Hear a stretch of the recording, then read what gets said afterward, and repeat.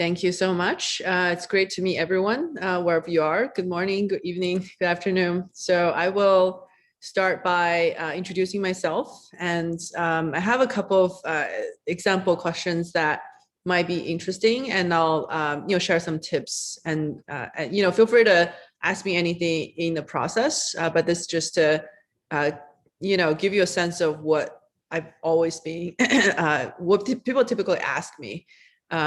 To give you an idea. So my brief background, I started Basis Ventures in 2017. We are, Fund 1 is $137 million fund. It's one of the largest seed venture funds.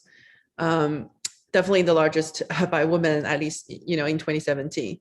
Our sweet spot is writing $1 to $3 million checks in seed stage companies. We selectively do Series A. We've done anything between 50K to 6 million as a range of our check size. We have a focus on enterprise SaaS. I think most of the founders here today are probably enterprise SaaS founders, and which is our primary focus. We do have a preference for AI, future work, machine learning type of companies. So we're seed stage investors in companies like Rasa, which is open source developer tool for conversational AI, Path Robotics, which is a autonomous welding robot, Data Grill, which is a privacy GDPR compliance company, which actually Data Grill just announced their Series B founding led by Fleece this morning. So hopefully that gives you a flavor of the type of deals we do. Anything from dev tools, open source platforms to autonomous machines to enterprise SaaS software workflow automation companies. That's a brief background on the funds, Basis Ventures. And before that, I was an early employee at Dropbox and led the corporate development strategy team there. We, during my time there, the company grew from, just a few hundred million in revenue to almost $1 billion. Dropbox was such a great platform and good time for me to be part of, because we grew up with the generation of enterprise SaaS founders, especially the bottom-up adoption, product-driven companies, which is super exciting. We're also the most acquisitive private tech company at the time. So if anyone have questions on acquisitions and how to think through that, I'm happy to talk about it. Previously, I was engagement manager at McKinsey. I spent a time in New York and also a year in Shanghai. And I also started founder before that and got a PhD in psychology and master in statistics. Finally, and probably the most importantly, I have 2 kids under 6, and juggling 2 young kids while raising a fund and doing investments and doing everything has been the most rewarding, at the same time challenging aspect of life. And if anyone's interested in talking about this, I'm happy to also chat about work life. I don't call it work-life balance, because it's like no balance.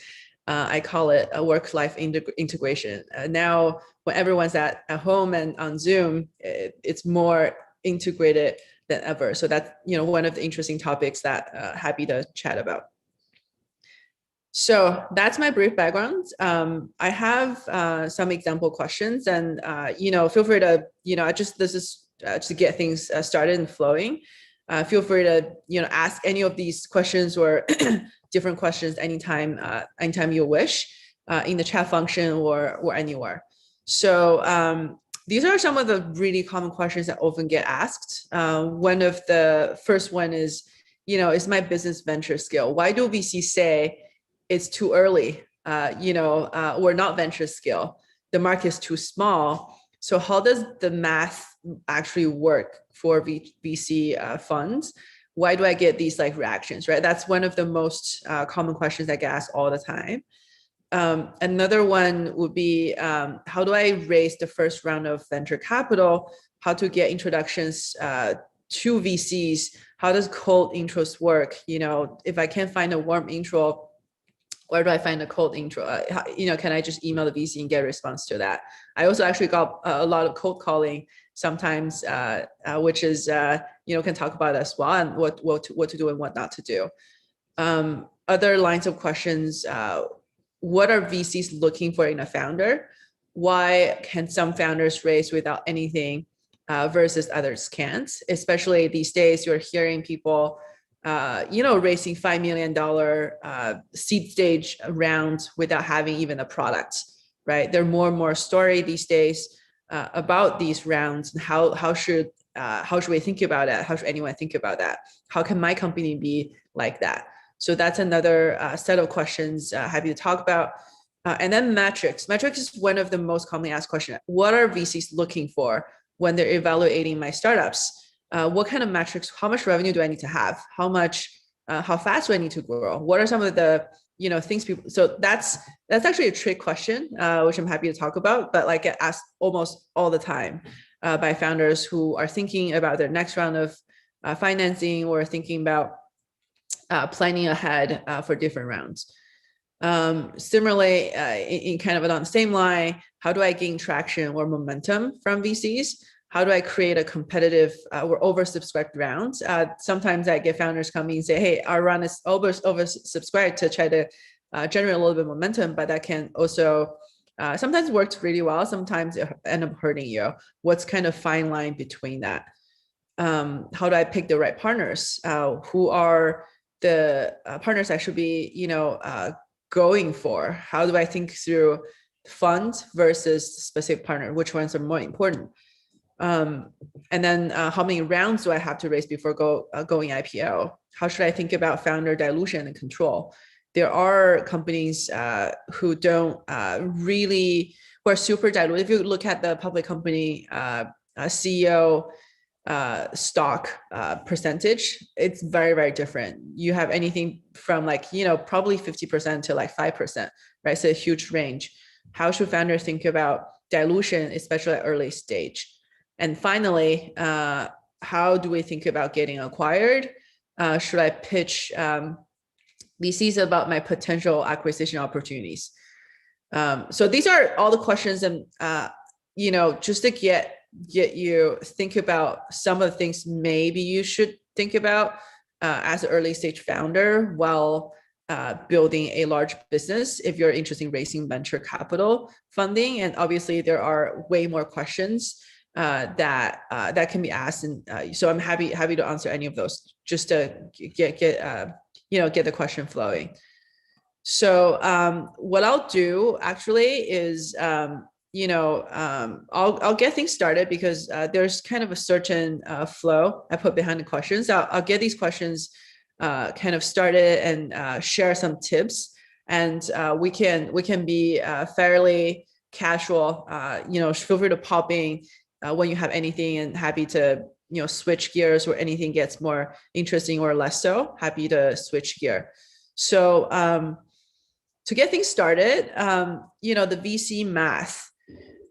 I'm sure you've read posts, somewhere on the website where VC's written about the economics of a VC fund and why VCs would need to shoot for $1 billion exit versus, if you become a company that's worth $500 million, for example, or even $200 million, oftentimes it's a great outcome for founders, but the math still doesn't work for VCs. Why is that? Because it's actually pretty simple. For a my fund, the size of 140, right? If you do the math, if I invest in a company, I own 10% of that when I wrote the first check, and then down the road I get diluted. I need more money to put in the company, right? If I don't, very likely I exit when a company becomes $1 billion company, and I own 5%. It means I only get $50 million back, right? So $50 million comparing with 137 of my funds, that's pretty small, and that's not enough for me to even return half of the funds. So in order for this company specific to return the capital, I either have to own so much more, maybe 20% to start with, or have much more follow-on capital just so that I don't get diluted as much.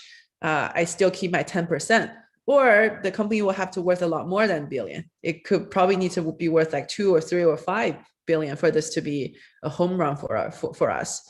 That's why the math is so hard. And everyone knows for each of the VC funds, most likely you probably only have like a few hits if you're lucky. 1 to 3 is probably like common. If you hit one, that's already pretty hard. So the chances of hitting one unicorn is already a rare event. So VCs are very incentivized to own as much as possible, to make the outcome as big as possible in order to return a fund. And that's a VC math. It's pretty straightforward. That's why VC are looking for unicorn versus I call it reindeers. If your company is worth 200 million, 300 million, I think they're a fantastic company. Might not just be venture scale. So that's the VC math. Does that make sense? Cool, thank you. But just like, so can I ask you a question really quick, since you said you want this to be casual? I think by standard terms, like if we're talking like regular times, like I agree with your math and justification, but right now the market's a little crazy. Like you're seeing companies literally get $100 million valuation, like pre 1 million, sometimes even pre like company inception. So how are things change in the current moment? Like, how does that, I guess what I'm trying to ask is like, how has the overall landscape impacted your world and how you think about it? Does that change anything or not really? Yeah, it's really interesting. The current environment is crazy. I think 100 million, the price of a Series A or B basically doubled, and like everyone's getting preempted, right? So, but the math doesn't change. We still need the math to work, which makes it. I think a couple of things. One, the exit value of the companies are substantially larger than before. Before, if a company become 1 billion, that's like a really rare event. If you think about like 20 years ago, there are only like a handful of companies worth that much. Today, there are hundreds of companies, unicorns are even bigger, right? So the outcome of the companies are getting larger, market size are getting larger for especially enterprise SaaS companies, which means companies can sustain probably just higher valuation. If IPO value is higher, which means Series F or D or E valuation is all higher, which means that seed, we can afford to pay a little bit more to justify that multiple later, right? So that we can make that math work, which is why we have to play that game. We don't play that game, then we lose on the deals, then we're not in the deal, then we don't have a return, right? That's kind of even worse outcome. So to follow up, has the Series A now become the new seed or vice versa? And do you think that will continue? Like, do you think there's truth behind that? And how long do you think this will last for? I think it's really interesting. All the large funds are just becoming larger and larger. And when they do that, they just write larger and larger checks and look for more and more traction. So when that happens, naturally the rounds just move up, right? So C becomes A becomes B. We do see that happening. At the same time, though, there's also a clear gap between certain size. So we're seeing a lot of like $13 million rounds or $14 million rounds. It was like a B before, but now that's A. And then you're seeing a lot of like $2-3 million seed. So there's a gap in between. Now, like $5 million rounds, is it seed or is it A? It's actually harder for founder to raise a decent sized, smaller-ish rounds, which is why you see a lot of extensions right now of, 2 million seed, 2 million extension number 2. They're like, see that happening a lot before they get to that traction for a large fund to come in and give you a large check. It very, very interesting market dynamics. The one other thing I want to mention is, even though we're hearing all these stories of founders being able to raise a very high valuation, at the same time, most founders can't raise. A lot of money is going to just what we call like the premium companies. All the money is racing to those. Those are just insane valuation, it's so expensive. At the same time, their vast majority still can't raise. So keep that in mind. Even though that happened to some companies and people founders seeing the market, it might not necessarily happen to. Actually, it doesn't happen to everyone. So setting a realistic goal to see whether you fit the VC pattern or not, and can actually demand the price and price. that's very important for founders to gauge how you should run the process and how much time you should spend on this, right? If that makes sense. So there's a question from Andreas. You mentioned a startup VC fit. How important is picking the right fund? As a seed stage AI startup in the future of workspace, what are the pros and cons of picking a dedicated future of work fund? What about location? Do you go for US VCs at Series A if that's where your largest market is? Great question. I would say it's so important to pick the right partner, because you think about it, you can never get rid of your VC partner. They are equity holder. You can probably even get rid of, your employees much more easily, and even the co-founders, but VCs will just end up on your cap table. It depends on the control.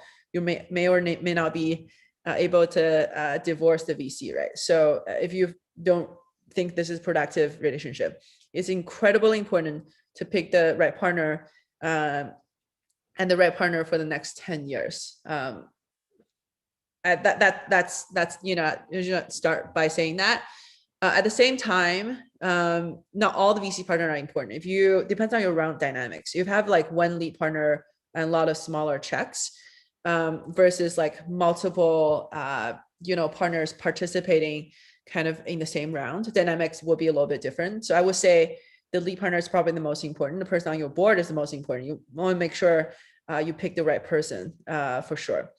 So how important it is to pick a specialized fund versus generalized funds, right? If you have the option, I would really evaluate whether there's a way to kind of have a complementary set of investors working together. So if I were a founder, I would prefer probably one lead investor, but another investor who's just as important with smaller stake, but can complement this lead investor fairly well. So you get more help versus one person, right? If you had the luxury of doing that, I would pick a specialized fund and a generalized fund. So then the two can work together. But if you can only pick one at C stage, I think that boils down to the partner. Who do you have the best chemistry with? Who do you think will be the most helpful to you? Where do you need the most help?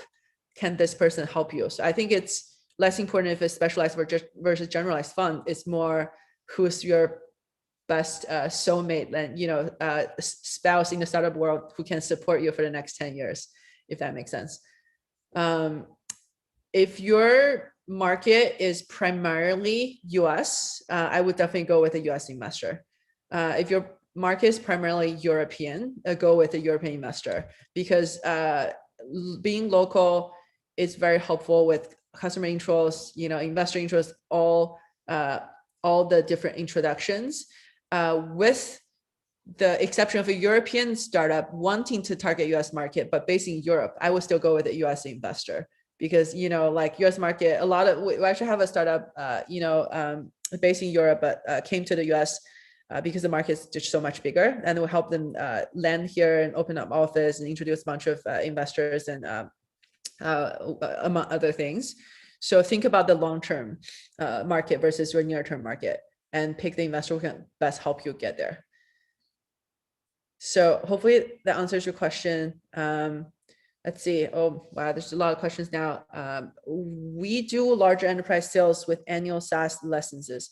How do I calculate the metrics like churn or LTV in the first year? We haven't lost a customer yet. Yeah, so this is where it gets really interesting when investors are looking at early stage startup. They're asking for a lot of metrics. What is your churn? You've been around for 1 year. They've been asking for churn or LTV. These metrics, I would say, don't really matter in the first year because you don't have them. Really understand what investors are looking for is more important. So the reason they ask for churn or LTV is, they want to understand whether customers have tendency to churn, whether they will leave you, and whether the business is sticky, right? if you can give them any indication of that, or just, a customer quote, you have 5 customers, all of them are upscaling, buying more, and no one is interested in churning. So I think that's as good as having metrics at least at early stage. And if your churn is, if no churn, you just say 100%. But understanding motivation of VCs and why they're asking these questions is super important, because then you can direct them to the right right direction. Which brings me, one of the point I wanted to make earlier is, actually here, VC look for signals, right? To validate you can be a unicorn. These signals don't need to be hard metrics in terms of ARR. It could be soft metrics, such as the team that has done this before, initial strong user love, tell a great story and support it with evidence. So it is really important to tell a story that will support your narrative and paint this picture to convince VC that you will be a great unicorn founder down the road in 5 to 7 years. And these supporting evidence, they're looking for churn, they're looking for RTV. They don't have it, find something as good, or like give them an indication. So in their mind, they can connect the dots from their side and still kind of say, oh yes, you're a great company. These are some initial evidence. Because you're being around for a year, you're very young, it's unreasonable to ask you to even have these metrics. Hopefully that makes sense. Happy to dig in a little bit more. Also happy to talk about this a little bit more. This is, if we have time, we can come back to this specific point. It's very important. A lot of people ask the same question. Like, a lot of people think we have to hit 1 million ARR to be able to raise AA. While traction is important, you don't have to do that. There are many, many ways to tell a really great story, raise a really strong round without having to have the really hard metrics, especially if your sales cycle might be a year or 2 years. It's just impossible to, in a short time frame, to close that much money. And we can talk more about that. Okay, so the next question: are US VCs likely to invest in non-US companies? I'm a female founder of an AI company based in New Zealand, and I'm debating if I should consider approaching people or continue with the bootstrap journey. There are plenty of VCs investing in non-US companies. We've done a bunch, actually. We just invested in a company in Australia a couple of quarters ago, and we're actually just closed another company based in India. So a lot of VCs also do that. The core difference is it's less where you're physically based, it's more legal wise where you're incorporated, right? So we like companies wherever they're based, incorporating Delaware, because the legal and tax implication is such that if your company registers in New Zealand, we might need to, our LPs, limited partners and investors in our funds, might need to pay taxes in New Zealand, and nobody wants to do that. It's just like extra burden and headache, right? So if you incorporate in a way that makes it super easy for VCs to invest in your company, I think people care a lot less about where you're actually based. The other point I want to bring up is where you're based having implication, positive and negative, on the startup, which VC could take into consideration. For example, if you're based in New Zealand, if you're just targeting New Zealand as a market, that's not very interesting for VCs, because the market is much smaller. If you're based in New Zealand but targeting the US market, I think US VCs will be much more interested in that. Like, for example, Canva is a startup based in Australia. They're one of, they're pretty strong even in the US market, right? So those examples, I think through your target market, think through the VC math versus where you're exactly physically based. That's pretty important when you try to tell the story to VCs. A separate point, which you should use to your advantage, is that if you're based in other geographies, it could be New Zealand, Australia, Eastern Europe, Asia, more likely you have better engineering resources that cost with much lower cost. So we're based in San Francisco. It's very expensive to live here. Even during COVID, when cost has come down, it's still very expensive. The cost of talent is much higher than other geos. So if you have equally good talent that costs half of how much it costs here, use it as an advantage. Build products faster, show more traction. So when you start pitching VCs, you have a stronger story compared to some of the local companies. That's how you win, frankly. I think when VCs look at your company, they just care about whether you can be a billion-dollar company, you can be a unicorn, right? And if it doesn't make the math, legal or tax more complex, I think people will be very happy investing in these markets. That said, there are VCs who don't invest in international markets. We're not one of them. We do invest wherever you can build a large business. Because coverage issues, because of other reasons. So like find the VCs who do that is pretty important. So hopefully that answers your question. I want to come back to this one point that how to run a fundraising process. We talk a little bit about the oversubscribed rounds and how to generate some FOMO, how to kind of run a process that's more attractive to VCs and are able to help people wrap up soon. Running a VC process is basically like enterprise sales. Think about it as who are you selling to? What is your funnel conversion? How do you qualify leads? You have to qualify leads super aggressively, because if you have unqualified leads, which VCs who just don't invest in your market, VCs who don't invest in certain geos or certain founders types, then you're wasting your time, right? Work on closing, winning the deal. So pitching to a lead partner and winning them over, it's very, very different from pitching the full partner meeting and winning everyone over. A lot of the deal fell at the final stages. And so understanding how to run this process and from generating leads, funnel conversion, qualifying leads, and actually closing is really important. It's very crucial for founders to effectively close VCs and also like not spend a ton of time. The one thing that's super important is that sometimes if there's no momentum in your fundraising process, it's just very hard to raise money, especially at early stage, because there's not a ton of metrics to look at. If you don't have the traction, you don't have the momentum, it's very hard to generate momentum later if you already lost it initially. And that's something I think a lot of founders initially, when they start fundraising, they don't know how to start generating a little bit of momentum. And even though it's a perfectly good company, they just realize they can't raise. So keep that in mind. It's really like a enterprise sales process. There are a lot of subjective aspects to it. Understanding how to close deals and how to like interact with the customers, right, which are VCs, will help you save a ton of time and find the best partners in the process.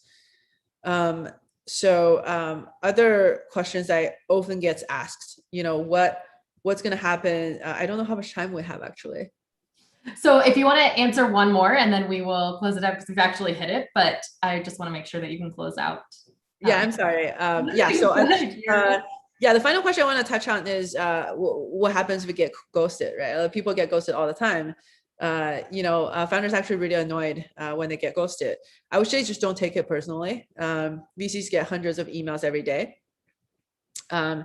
It's just really hard to reply to everything. Like, well, everyone tried to reply every email, just impossible to do that, right? So don't take it personally. Disqualify the lead and move on with VC who don't ghost you. Simple as that. So I'll live like that. It's been a pleasant. It's been a pleasure talking to everyone. If everyone have more questions, want to reach out. My email just lan@basis@ventures. Thank you. Thank you, Lan, and thank you everyone for joining us. I hope you take part in more sessions today with SaaStr Build.